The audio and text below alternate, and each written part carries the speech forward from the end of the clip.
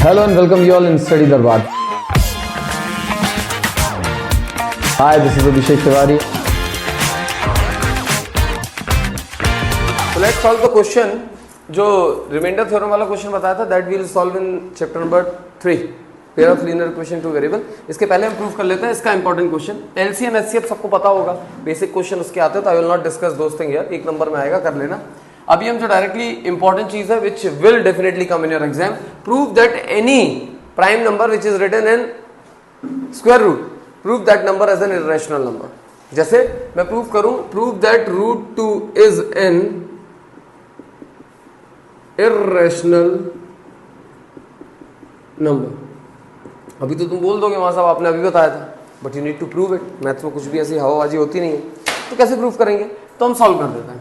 देखो यार, अभी मैंने बताया था कि रैशनल का मतलब क्या होता है. रैशनल नंबर उस नंबर को बोलते हैं which can be represented in the form of p upon q where q is not equals to 0. अभी पढ़ा था. तो हम ये हाइपोथेसिस ये मान के चलेंगे, लेट मैथ्स में तो लेट लेके चलोगे, late √3 be a rational number. Therefore, √3 can be written in the form p upon q, where p and q are co-prime numbers. Co-prime का मतलब क्या होता है? नया शब्द आ गया, co-prime. Co-prime का मतलब होता है when two numbers have only one as their common factor. दो नंबर जिनके बीच में कॉमन फैक्टर जो है सिर्फ एक है, एक वन नंबर ही है, और वन नंबर वन इंटीजर वही. जैसे मैं बात करूं 2 और 3, 2 के फैक्टर्स क्या है? 1 2. 3 के फैक्टर क्या है? 1 3. तो 1 इज कॉमन इन बोथ. 6 और 5. तो 6 के कॉमन फैक्टर क्या है? 1 एंड 5. 6 के कॉमन फैक्टर क्या है? 1 2 3 एंड 6. एंड 5 के कॉमन फैक्टर क्या है? 1 एंड 5. दोनों में बीच में कॉमन क्या आता है? ओनली 1. तो ऐसे दो नंबर जिनके बीच में कॉमन डिफरेंस सिर्फ 1 आता है, इंटीजर 1, ऐसे नंबर्स के पेयर को हम कहते हैं को प्राइम. तो बस p अपॉन q बेसिकली, इसके बाद ये फर्दर सॉल्व नहीं होंगे, इस फॉर्मेट में से लिखते हैं.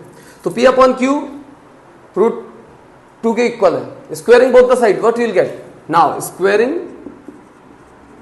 Both sides, what you will gate? 2 is equals to p square upon q square. Is that clear? जैसे ही आपके पास आया 2 is equals to p square upon q square, इसको फर्दर सॉल्व करोगे, what you will get? 2q square is equals to p square. अब यहां पर एक theorem है, वो थ्योरम क्या है? तो यहां पे मैं लिख दे रहा हूं. If ax square is equals to y square, if this is given to you, इसका मतलब होता है कि y square is fully divisible by या कंप्लीटली डिविजिबल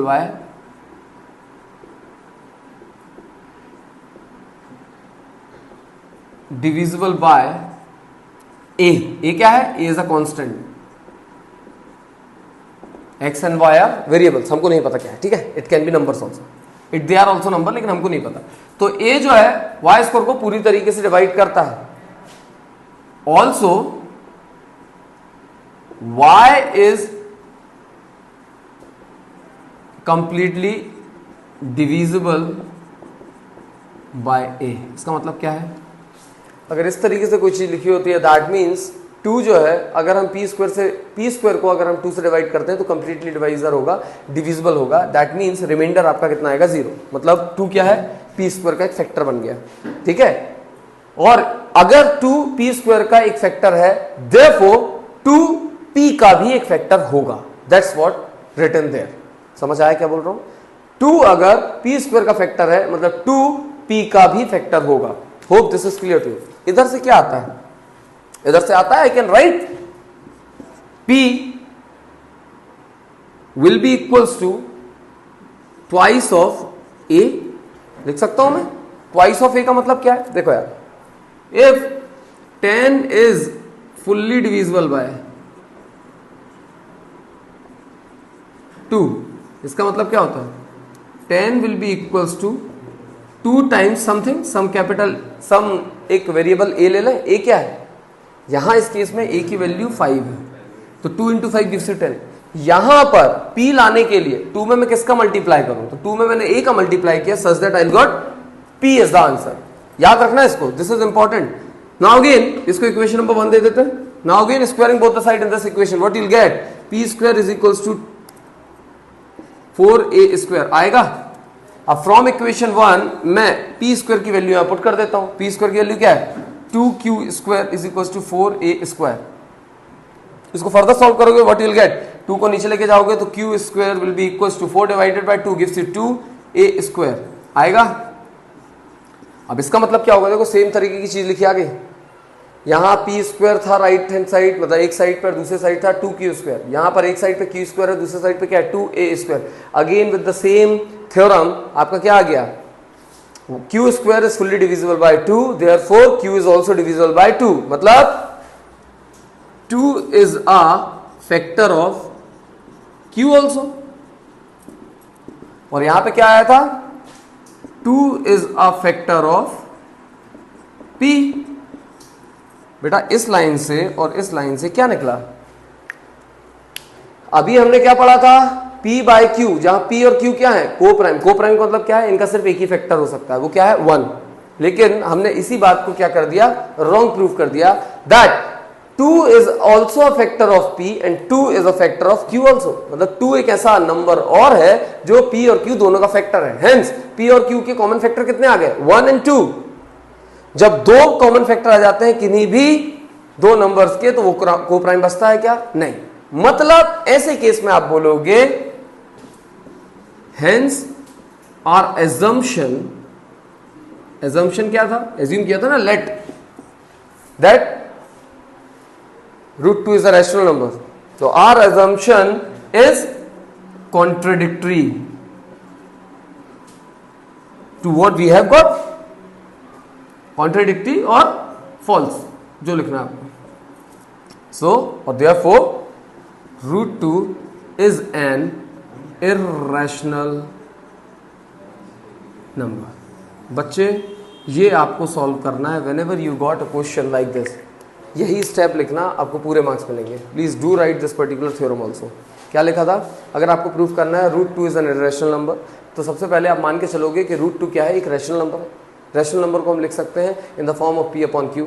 मैंने वही किया, देन फर्दर मैंने सॉल्व किया squaring both the side, then what we got 2q square is equal to p square.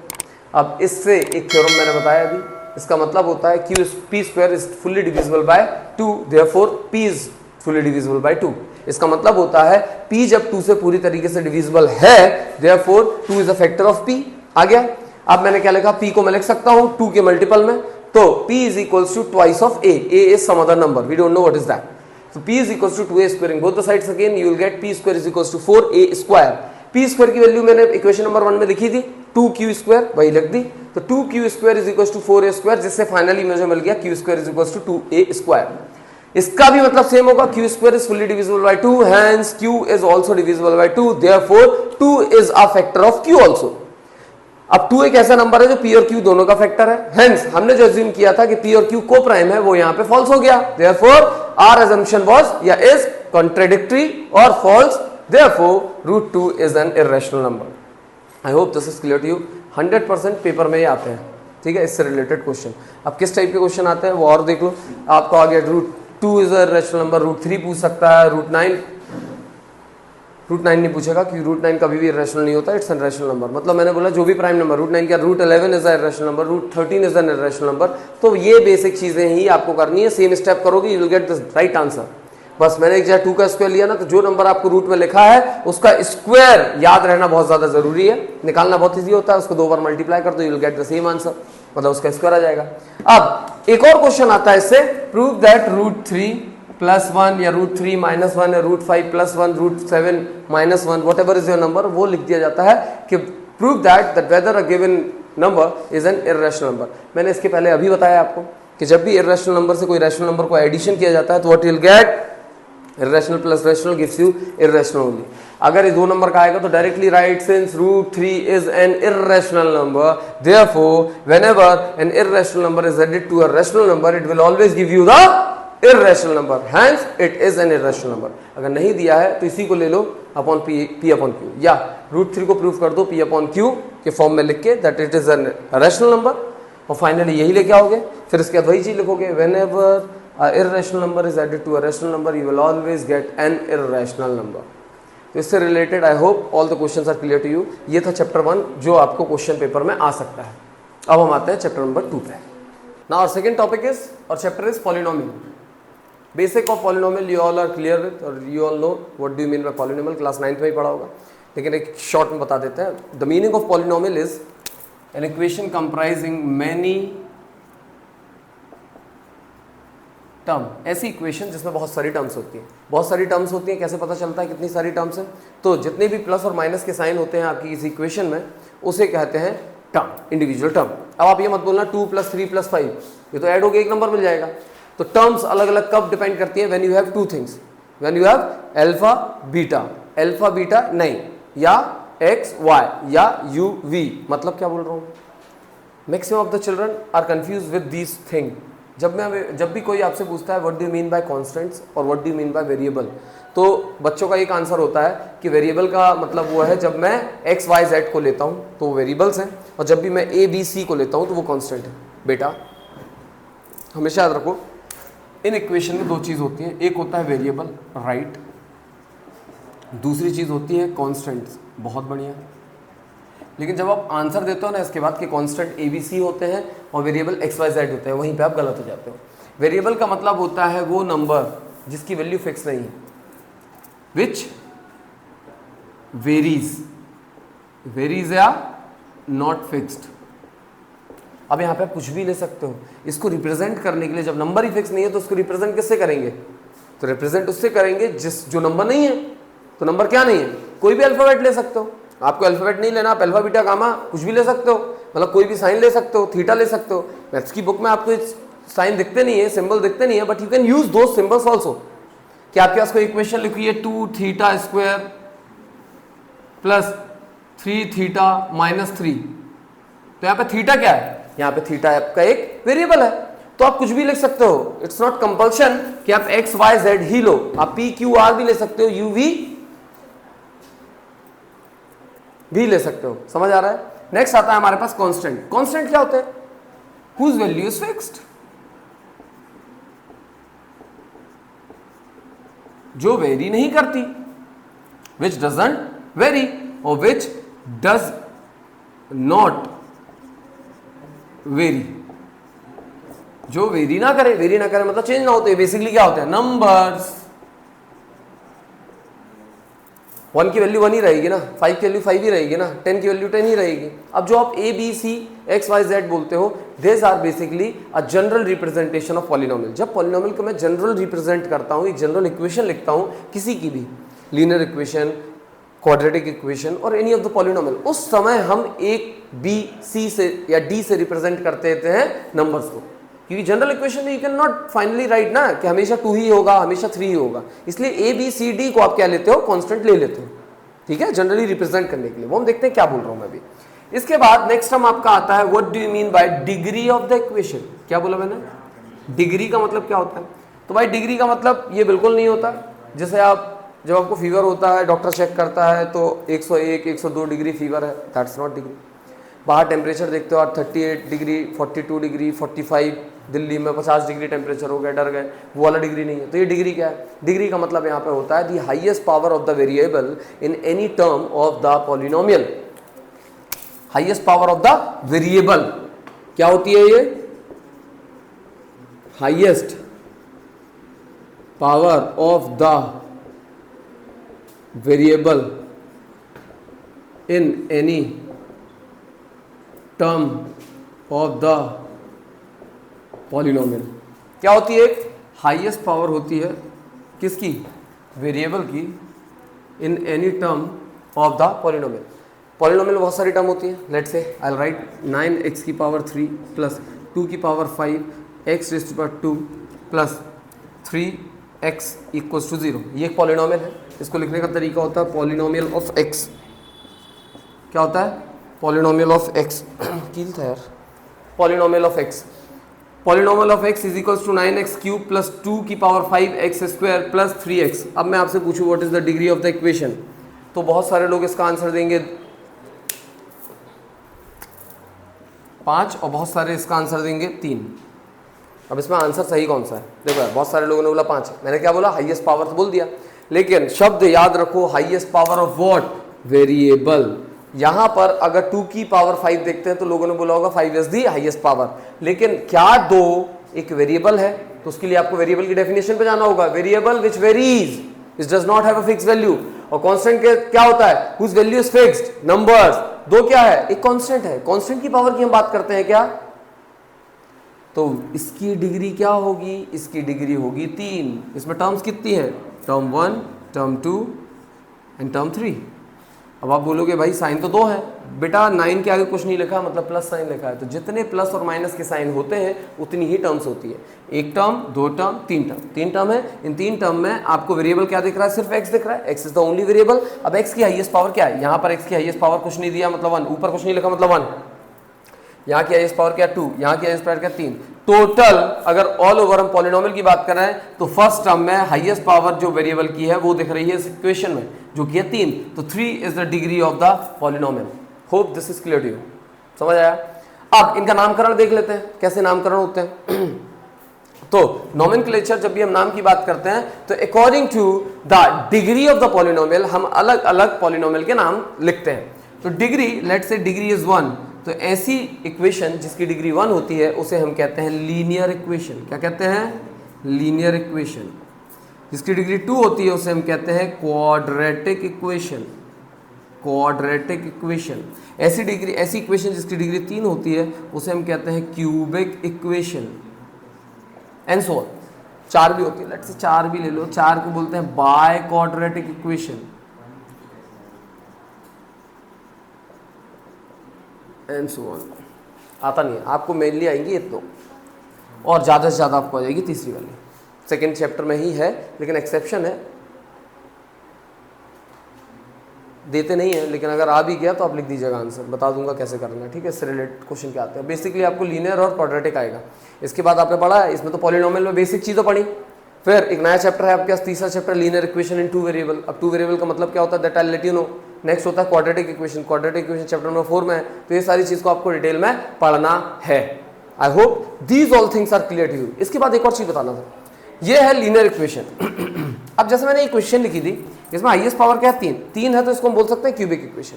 ठीक है, क्यूबिक इक्वेशन बोलते हैं। फिर इसके बाद इसमें वेरिएबल्स कितने हैं? There is only 1 variable X. तो ऐसी इक्वेशन जिसमें एक ही वेरिएबल होता है उसे कहते हैं इक्वेशन इन 1 वेरिएबल। जैसे क्यूबिक इक्वेशन है तो क्यूबिक इक्वेशन इन 1 वेरिएबल। यहीं पर मैं वाई भी लिख देता तो आपकी हो जाती है क्यूबिक इक्वेशन इन 2 वेरिएबल। समझ आ रहा है? आपको ये सारी चीजें नहीं है सिलेबस में। आपको सिलेबस में सिर्फ 2 वेरिएबल में सिर्फ एक ही चीज पढ़नी है, वो है linear equation in 2 variable. That is the pair of linear equation in 2 variable. I hope this is clear to you. ठीक है, अब इसके बाद जो नेक्स्ट चीज आपको पढ़नी है वो क्या पढ़नी है? Relation. Relation between what? Relation between the zeros and it's coefficients. अब ये दोनों शब्द मैंने अभी तक तो बताया नहीं आपको कि कोएफिशिएंट क्या होता है और जीरो क्या होता है। Suppose you have an equation, let's say x square 2x square plus 3x plus 1। ये क्या है? Quadratic equation. क्या है? क्वाड्रेटिक। हाईएस्ट पावर क्या है? 2। मैंने अभी बताया था, इसकी डिग्री 2 होती है, उसे हम क्वाड्रेटिक इक्वेशन कहते हैं। क्वाड्रेटिक इक्वेशन में जब मैं जीरोस की बात करता हूँ तो पहले जीरोस का मतलब क्या होता है? जब भी शब्द आता है जीरो, तो जीरो का एक पर्यायवाची सिनोनिम होता है जिसे हम कहते हैं रूट्स, और रूट्स का ही एक और पर्यायवाची, एक और सिनोनिम होता है जिसे हम कहते हैं सोल्यूशन। तो if examiner ask you find the zeros of the equation or find the solution of the equation or find the roots of the equation, तो examiner basically आपसे चाहता है कि इसके zeros बताओ कौन कौन से। तीनों चीज एक ही। याद रखना zeros कितने होंगे? तो zeros हमेशा डिपेंड करेगा डिग्री पे। तो number of zeros of any equation will be equals to the degree of the equation। लिख लो कहीं, इंपॉर्टेंट है। यहां पर इसकी डिग्री क्या? 2, तो इसके जीरो क्या होंगे? 2। उनका हमने नामकरण कर दिया अल्फा एंड बीटा, नाम जनरल नाम दे दिया। अल्फा और बीटा क्या है? उसके 2 जीरोस है। अभी अल्फा बीटा होते क्या है एक्चुअली? तो अल्फा और बीटा एक्स की वो वैल्यू होती है। एक्स से मेरा मतलब क्या है? यहां पे अगर एस होता तो एस, यहां पे अगर वी होता तो वी। मतलब वेरिएबल की वो वैल्यूज अल्फा और बीटा हैं जिनको अगर मैं उस वेरिएबल के बदले पुट कर दूं तो आपकी पूरी इक्वेशन क्या हो जाती है? शून्य हो जाती है। इसे ही कहा जाता है जीरोस, सोल्यूशन या रूट्स ऑफ द इक्वेशन। यहां पर अगर मैं x की वैल्यू अल्फा रख दूं तो पूरी इक्वेशन क्या हो जाएगी? 0। अगर मैं x की वैल्यू बीटा रख दूं तो पूरी इक्वेशन क्या हो जाएगी? 0 हो जाएगी। समझ आ रहा है? बट ऐसा मत करना कि एक जगह अल्फा रख दो दूसरी जगह बीटा रख लो, कभी आंसर नहीं आएगा। एक बार में एक ही चीज रखना, मतलब एक्स की दो वैल्यू हो सकती है। अब जनरल इक्वेशन की बात करें तो जनरल इक्वेशन क्वाड्रेटिक की होती है ax square plus B X plus C, ये को ए बी सी, इसी में कंफ्यूज होते हैं। यहां पर a b और c क्या होते हैं? कोएफिशिएंट्स। अब ये नया शब्द बता दिया। तो कोएफिशिएंट बेसिकली क्या होता है? कोएफिशिएंट्स कांस्टेंट ही होते हैं, बट डिपेंड करता है कि वो किस वेरिएबल के आगे है, मतलब वेरिएबल की किस पावर के आगे है। फॉर एग्जांपल एक्स स्क्वायर का कोएफिशिएंट पूछते हैं तो आपका आएगा a, एक्स का कोएफिशिएंट पूछते हैं तो आपका आएगा b, और कांस्टेंट एक्स की पावर 0 का कोएफिशिएंट पूछते हैं तो उसका आंसर आएगा c। एक्स की पावर 0 यहाँ है ही नहीं, तो इसका मतलब है एक्स की पावर 0 इज देयर, जिसकी वैल्यू 1 होती है। समझ आ रहा है? तो ये आपके कहलाते हैं कोएफिशिएंट्स। कोएफिशिएंट बेसिकली कांस्टेंट्स ही होते हैं, इनके साथ साइन जरूर लेना। Suppose you have an equation 3x square minus 2x plus 1, तो यहाँ a की वैल्यू कितनी होगी? Compare this equation with this. X square के आगे जो लिखा होता है वो कोएफिशिएंट ऑफ एक्स स्क्वायर होता है। एक्स स्क्वायर के आगे यहाँ a है, यहाँ पर क्या है? 3। b क्या है? x का कोएफिशिएंट, तो x के आगे क्या लिखा है? -2। You will not write only 2, sign जरूर लेना। c क्या होता है? कांस्टेंट टर्म, x की पावर 0 के आगे, तो यहाँ पे x की पावर 0 के आगे क्या लिखा है? 1। तो ये आपके आ गए a b c। तो आपको बेसिकली रिलेशन निकालना है किसमें? a b c का, किसके साथ? इसके दो जीरो जो कि अल्फा और बीटा होते हैं उनके साथ। I hope this is clear to you. Alpha beta निकालते कैसे हैं that I let you know. समझ आया यहाँ तक? अब इसके बाद हम डायरेक्टली पढ़ते हैं what is the relation and how to find the और how to prove the relation that वो सही है या गलत है। तो उसके लिए the important thing which you have to study is how to find the zeros of the quadratic equation. Before that I will let you know that relation होता क्या है। तो एक होता है, दो रिलेशन आते हैं। पहला sum of zeros और दूसरा होता है product of zeros।